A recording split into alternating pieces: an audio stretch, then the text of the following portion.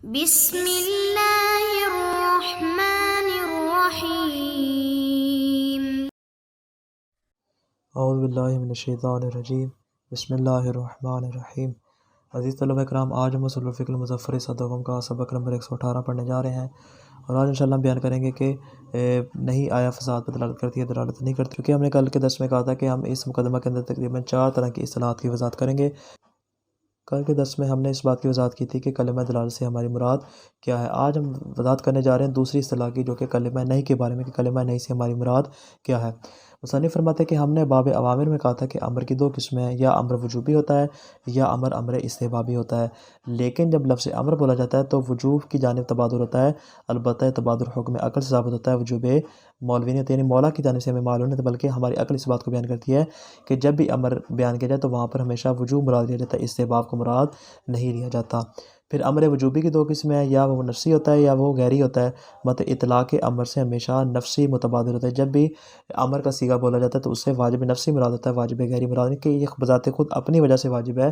یہ کسی اور واجب کی وجہ سے واجب نہیں ہوگا۔ فرماتے ہیں تو صورتحال ہوگی امر کی، یہی بے عین صورتحال نہیں کی بھی ہے۔ فرماتے ہیں نہیں کی بھی 2 قسمیں ہیں، یا نہیں تحریمی ہوتی ہے یا نہیں تنزیہی ہوتی ہے، تنزیہی جس کو ہم کراہت کا مکروہ کا نام دیتے ہیں۔ مطلب جب بھی صیغہ نہیں کا اطلاق کیا جاتا ہے تو اسے نہیں تحریمی متبادر ہوتی ہے، البتہ یہ تبادر بھی حکم عقل سے ہوتا ہے، اور جو تنزیہی ہے یعنی کراہت والا حکم ہے وہ محتاج دلیل، اس طرح امر کا استحباب محتاج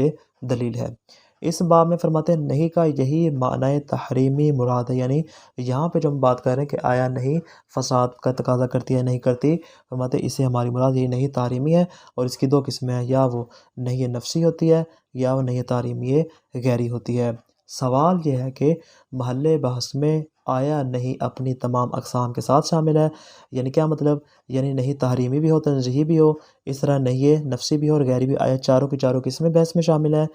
یا اس کی کوئی خاص قسم جو ہو اس بحث میں شامل ہے۔ صاحب کفایہ کے نزدیک نزاع تمام اقسام کو شامل ہے، لیکن مرزا نائینی کے نزدیک یہ نزاع جو ہے صرف نہیں تحریمی نفسی کو شامل ہے، یعنی نہ تو نہیں تنزیہی فساد پر دلالت کرتا ہے، اور نہ ہی نہیں تحریمی غیری جو ہے فساد پہ دلالت کرتا ہے، بلکہ فقط نہیں تحریمی اور وہ بھی نفسی ہو، وہ اس صورت میں فساد کا تقاضا کرتا ہے۔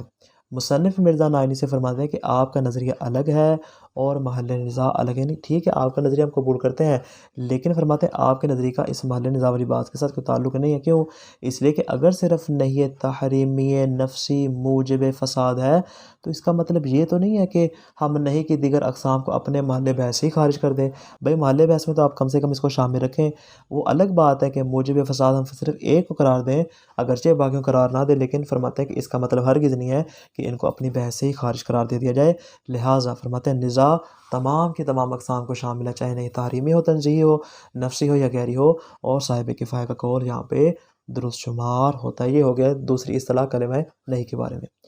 تیسری اصطلاح ہے کلمہ فساد کے بارے میں۔ فرماتے ہیں جو فساد ہے وہ صحت کا نقطہ مقابل شمار ہوتا ہے، یعنی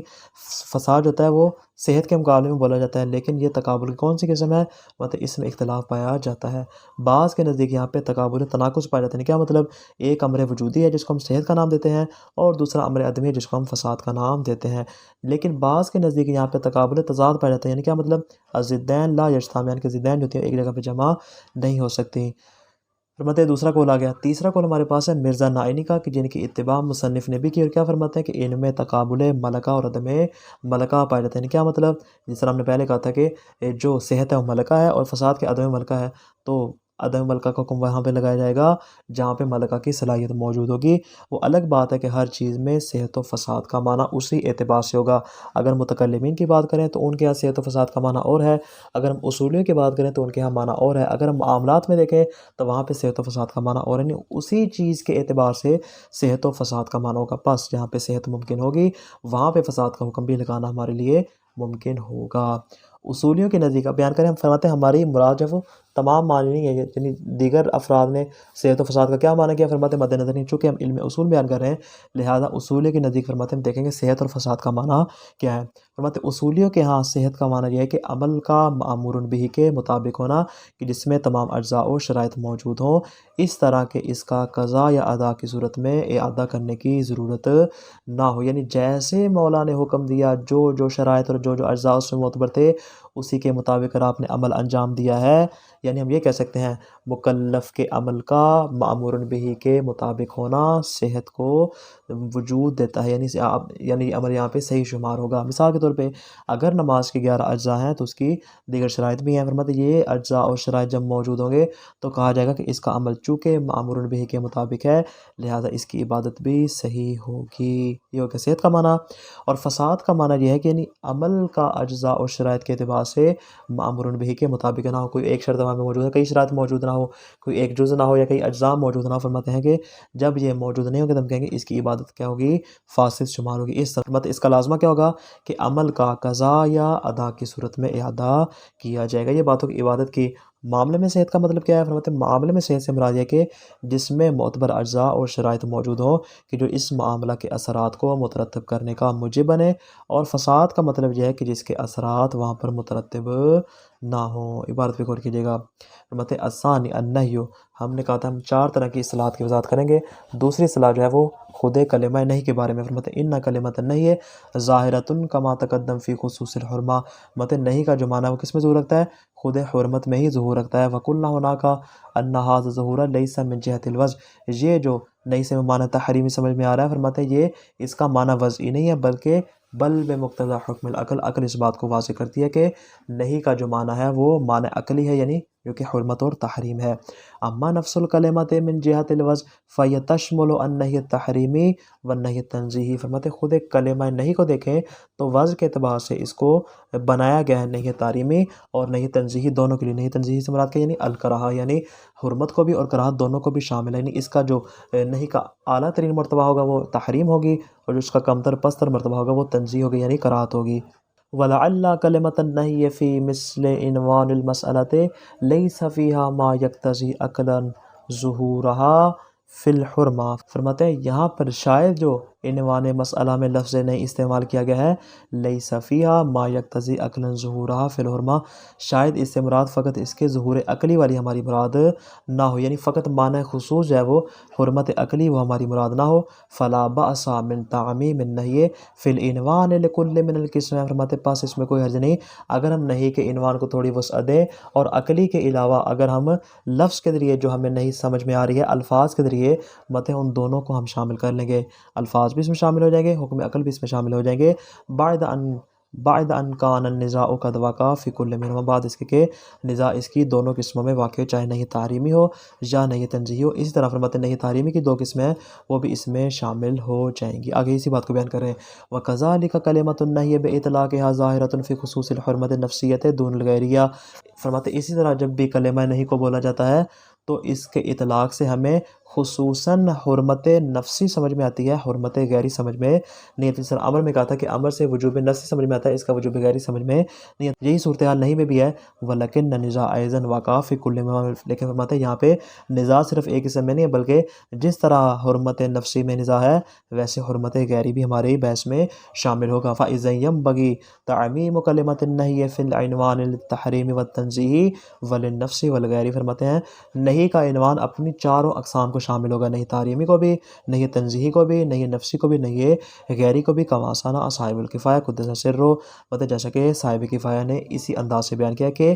یہاں پہ جو نہی کا عنوان ہے وہ اپنی تمام اقسام کو شامل ہے۔ لیکن وشیخنا النائینی قدس سرہ، ہمارے جو استاد بزرگوار ہیں مرزا نائینی، جزم باختصاص النہی فی عنوان المسألۃ بخصوص تحریم نفسی، ان کے نزدیک یہاں پہ جو نہی کا عنوان ہے وہ فقط اور فقط تحریمی نفسی کو شامل ہے۔ کیا مطلب؟ یعنی ان کے نزدیک وہ والی نہی جو موجب فساد ہوتی ہے وہ فقط اور فقط نہی تحریم نفسی ہوتی ہے، لِأَنَّهُ يَجْزِمُ بِأَنَّ التَّنزِيهِيَ لَا يَقْتَضِي الْفَسَادَ وَكَذَا الْغَيْرِ، اس لیے کہ ان کے نزدیک جو نہی تنزیہ ہوتی ہے جو کراہت والا حکم بیان کرتی ہے وہ بھی فساد کا تقاضا نہیں کرتی، اور جو نہی غیری ہوتی ہے وہ بھی فساد کا تقاضا نہیں کرتی۔ یہاں تک بات ہوگی مکمل۔ مصنف فرماتے ہیں یہ جو ہمارے استاد بزرگوار جناب مرزا نائینی نے بیان کیا کہ ہماری بحث فقط اور فقط نہی تحریمی نفسی کے بارے میں ہے، متولزی ینبغی ان یقال له، فرماتے ہیں میں زیادہ سے زیادہ ان کو یہ کہہ سکتا ہوں کیا ان الاختیار شیء وعموم النزاع فی المسألۃ شیء آخر، آپ نے جو نظریہ اختیار فرمایا وہ الگ چیز ہے اور ہمارے نزاع کا عمومی ہونا یہ الگ چیز ہے۔ یعنی آپ نے اس بات کو اختیار فرمایا کہ وہ والی جو موجب فساد ہے وہ فقط اور فقط نہیں تعلیم نفسی ہے، ٹھیک ہے، یہ موجب فساد ہے، باقی اگرچہ موجب فساد نہیں ہے، لیکن اس کا مطلب کیا ہے کہ ہم اس کو بحث سے باہر نکال دیں؟ فرماتے نہ ایسا نہیں ہو سکتا۔ فَإِنَّ اِخْتِيَارَكُمْ بِأَنَّ النَّهْيَ التَّنزِيهِيَّ وَالْغَيْرِيَّ لَا يَقْتَضِيَانِ الْفَسَاد، مطلب یہ جو آپ نے نظریہ اختیار فرمایا اور کہا جو نہی تنزیہی ہے یا نہی غیری ہے، دونوں کے دونوں موجب فساد نہیں ہوتی، لَيْسَ مَعْنَاهُ اتِّفَاقَ الْكُلِّ عَلَى ذَلِكَ حَتَّى يَكُونَ النِّزَاعُ فِي الْمَسْأَلَةِ مُخْتَصًّا بِمَا عَدَاهُمَا، فرماتے اس بات کا ہرگز معنی نہیں ہے کہ سارے کے سارے علماء اس بات پر متفق ہو جائیں کہ فقط اور فقط بحث چونکہ ہماری جو ہے وہ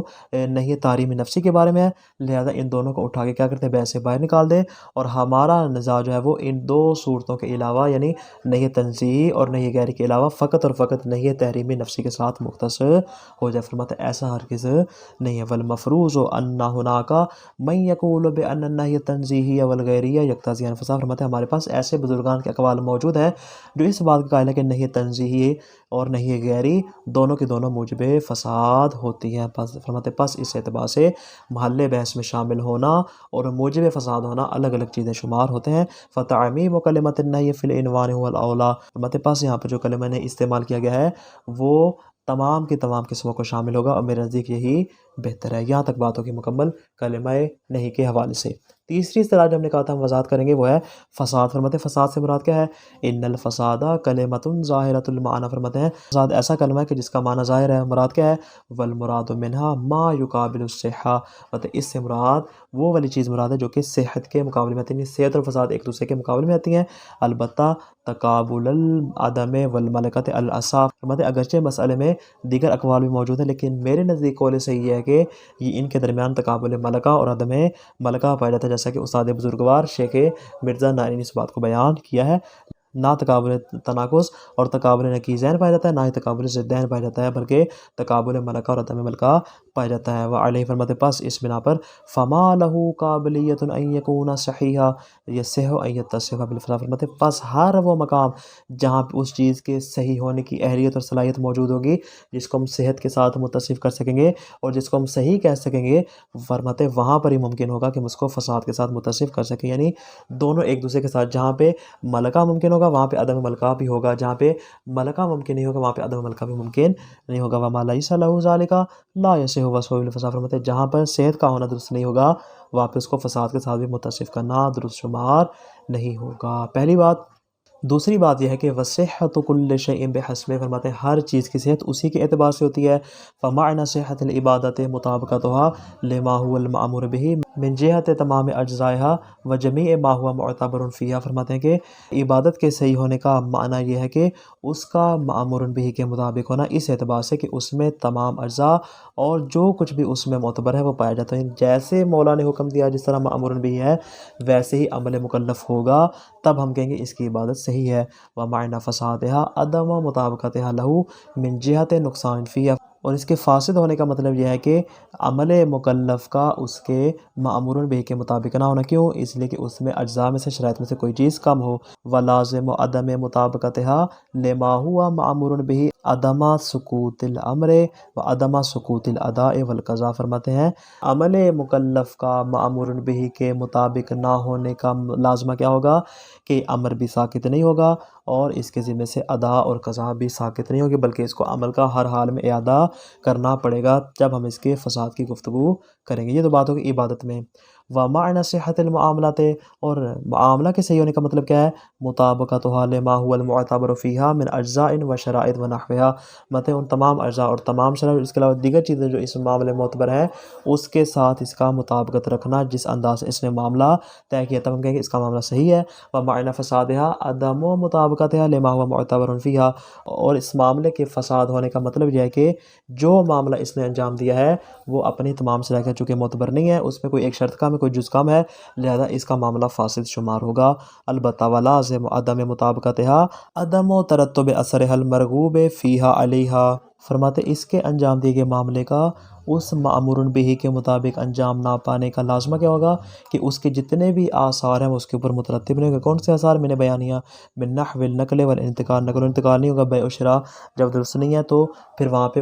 نقل و انتقال بھی نہیں ہوگا۔ فی عقد البیع والاجارہ، بیع اور اجارہ میں یہ صورتحال ہے۔ اس طرح فرماتے ہیں ومن نحو العلاقۃ الزوجیۃ فی عقد النکاح، اگر وہاں پہ نکاح فاسد ہوگا، اس کا مطلب کیا ہے کہ وہاں پہ ان کے درمیان جو زوجیت کا تعلق ہے وہ بھی موجود نہیں ہوگا۔ اس طرح فرماتے ہیں دیگر مثالوں کو بھی آپ معاملے کی لے سکتے ہیں۔ تو خلاصہ کیا ہوا آج کے درس کا؟ امر کی طرح نہیں کی دو قسمیں، یا نہیں تحریمی ہوتی ہے تنزیہی ہوتی ہے، نہیں تعلیمی کی دو قسمیں، یا نفسی ہوتی ہے یا غیری ہوتی ہے۔ صاحب کفایہ کے نزدیک تمام عباس، جبکہ مرزا نانی کے نزدیک فقط اور فقط ہماری بحث جو ہے وہ نہیں تحریمی نفسی کو شامل ہے۔ مصنف کے نزدیک صاحب کفایہ کا قول جو ہے وہ درست شمار ہوگا، یہ ہوگی نہیں کے اعتبار سے۔ فرماتے جہاں تک فساد صحت کے مقابلے میں شمار ہوتی ہے، البتہ بعض کے نزدیک تقابل تناقض ہے، جبکہ بعض کے نزدیک تقابل تضاد ہے۔ مصنف اور مرزا نائینی کے نزدیک تقابل ملکہ اور عدم ملکہ ہے، البتہ ہر چیز کے اعتبار سے اس کا معنی مختلف ہوتا ہے۔ عبادت و معاملہ کی صحت سے مراد ان میں تمام اجزاء و شرائط کا موجود ہونا ہے، البتہ فساد سے مراد یہ ہے کہ وہاں پہ کوئی جز یا کوئی شرط موجود نہ ہو، اس صورت میں کہیں گے کہ یہ عبادت یا یہ معاملہ فساد کے ساتھ متصف ہے۔ والسلام علیکم ورحمۃ اللہ وبرکاتہ۔